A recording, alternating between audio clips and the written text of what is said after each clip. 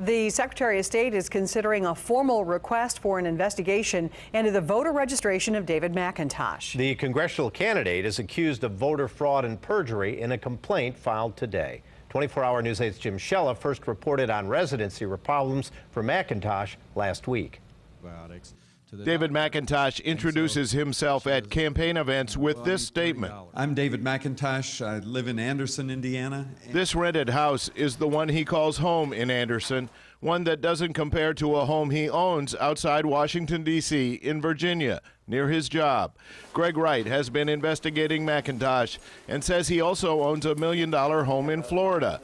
They are facts that caused Wright to file a formal complaint asking the Secretary of State to determine if McIntosh committed forgery and voter fraud in 2008 and 2010. He can't be saying he lives in Virginia and then voting in Indiana saying he lives here. You can't be a resident of two different states.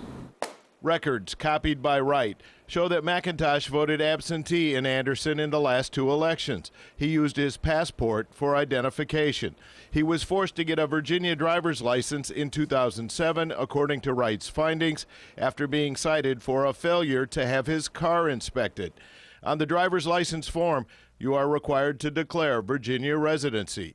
They are facts that McIntosh didn't dispute in a phone interview last week. I've always voted in Indiana, and yes, for a period of time I had a Virginia driver's license. Wright says he's not working on behalf of a McIntosh opponent, but rather out of personal conviction. I think that the people that Hoosiers send to Washington, to the Senate and to the House, should live here. And this house, says Wright, is not a home.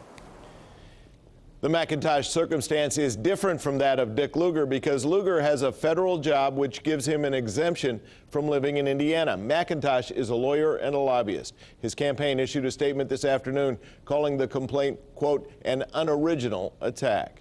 Jim Shella, 24-hour News 8.